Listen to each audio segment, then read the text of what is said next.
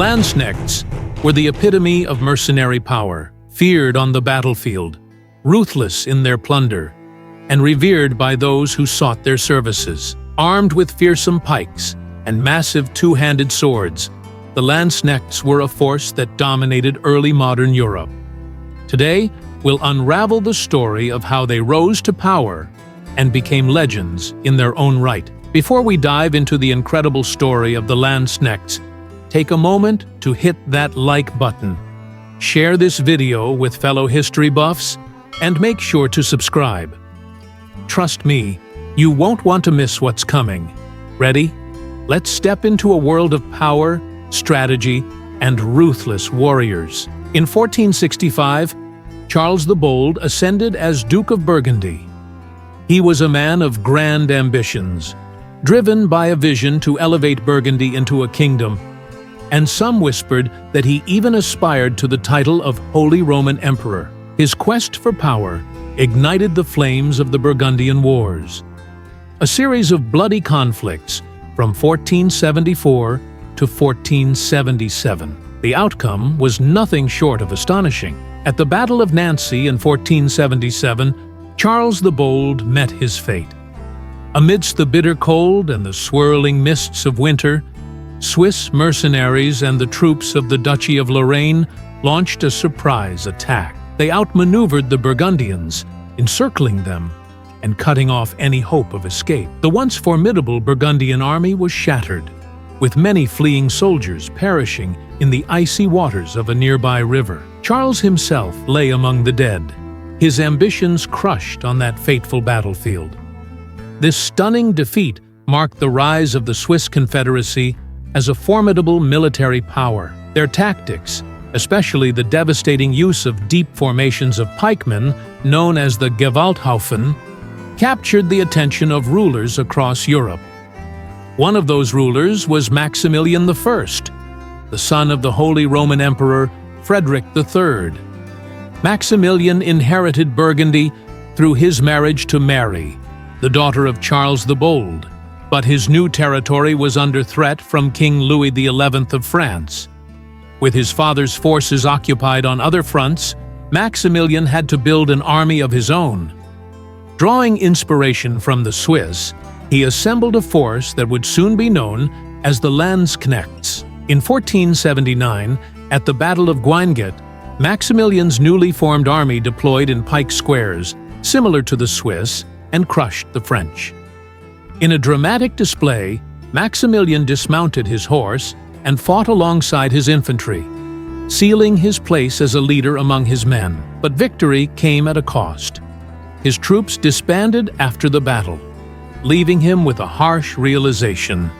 He needed a permanent, well-trained force to secure his rule. Thus, he began to raise such an army that would become legendary. By 1486, when Maximilian was crowned King of the Romans, he had already assembled 2 armies of Landsknechts, each numbering several thousand men. These mercenaries were a mixed bag at first, hastily gathered and poorly trained, but Maximilian was determined. He brought in Swiss instructors to sharpen their skills, and over time, the Landsknechts became known as some of the finest warriors in Europe. They were loyal only to those who paid them, and over time, they served various European rulers, from France to Spain to England. The term Landsknecht soon became synonymous with elite infantry mercenaries. The exact origins of the name remain shrouded in mystery, with some historians believing it refers to their service within the empire, while others link it to the weapons they wielded. Regardless of its origins, the name Landsknecht would be etched in history as a symbol of martial prowess. But with glory came intense rivalries. The Swiss and the Landsknechts would clash in bitter conflicts, most notably during the Swabian Wars of 1499. The Swiss Confederacy, with their experienced pikemen, humiliated the fledgling Landsknechts on multiple occasions. Insults flew across the battlefield, with each side developing derogatory nicknames for the other, and the fighting often turned into brutal, no-quarter-given massacres. After their defeats, Maximilian knew he had to make his army even stronger. He entrusted this task to Georg von Frundsberg, a seasoned veteran whose motto was "Viel Feind, viel Ehre." Many enemies, much honor. Frundsberg was a man of vision. He didn't just copy the Swiss, he refined their tactics, integrating more firearms into the Landsknecht ranks after witnessing their devastating effect in battles like Bukaka in 1522. Under Frundsberg's guidance, the Landsknechts evolved, becoming an even more formidable force on the battlefield. Their success bred a newfound sense of confidence and defiance. Aware of how indispensable they were, the Landsknechts began to demand more from their employers. And when their demands weren't met, they took what they wanted by force, looting and plundering wherever they went. They lived lives of extremes. Luxury one day, destitution the next, wandering the countryside as feared vagabonds when not in service. One of the most infamous episodes in their history was the sack of Rome in 1527, when an army of Landsknechts, unpaid and uncontrollable, unleashed their fury on the Eternal City. It was a stark reminder that these mercenaries, once envisioned as a loyal imperial force, had become something far more dangerous, unpredictable, and driven by their own code. Despite their volatile nature, the Landsknechts remained in high demand. Nobles from Baden, Bavaria, Franconia, Tyrol, and beyond flocked to join their ranks, drawn by the promise of wealth and glory. The process of raising a regiment was precise. Recruits gathered under the watchful eye of a colonel, passing under arches of pikes as they were assessed for their readiness to serve. Those who had already seen battle commanded higher pay, while newcomers took what they could get. The promise of 4 guilders a month was enough to lure men into the ranks, though they had to provide their own weapons and armor. As their numbers grew, so too did their organization. Landsknecht regiments operated as communities, with a strong sense of camaraderie and shared purpose.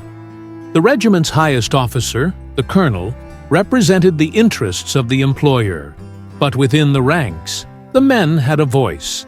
They elected certain officials, participated in key decisions, and even played a role in court hearings. The Court of Pikes was one such institution, where a convict faced a deadly gauntlet of pikes wielded by his fellow soldiers. Their life in the camp was a mix of camaraderie and chaos, with a retinue of followers, known as the Tross, providing essential services, from food to entertainment. But when the call to battle came, the Landsknechts were all business.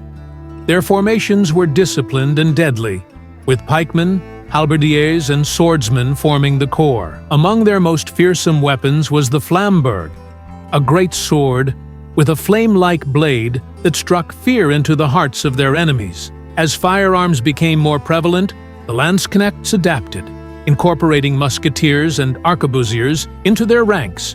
But even as they evolved, they retained the brutal efficiency that had made them famous. Their pike squares could smash through enemy lines with devastating force, and, if surrounded, they would form a hedgehog formation, bristling with weapons to ward off any attack. Artillery played a crucial role in their strategy, breaking enemy formations and paving the way for an infantry assault.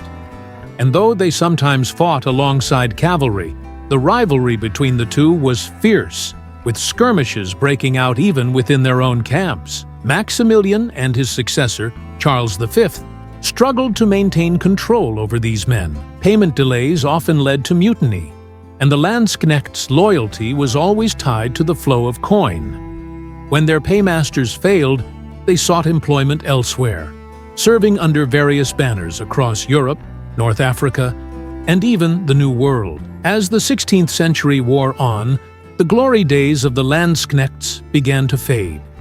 Their pay remained stagnant, their tactics increasingly outdated. The relentless march of progress in European warfare left them behind, as standing armies began to replace mercenary forces. By the time the 30 Years' War drew to a close, the once mighty Landsknechts had become relics of a bygone era, yet their legacy endures. The Landsknechts were more than just soldiers. They were symbols of an age where warfare was a profession, and loyalty was bought with gold. They were men who carved out their own destinies, lived by their own rules, and left a mark on history that will never be forgotten. If you enjoyed diving into the world of the Landsknechts and learning about their fierce history, make sure to hit that like button. Share this video with anyone who loves epic tales of battle and strategy. And don't forget to subscribe so you never miss out on more captivating stories from history. Your support helps us bring more content like this to life.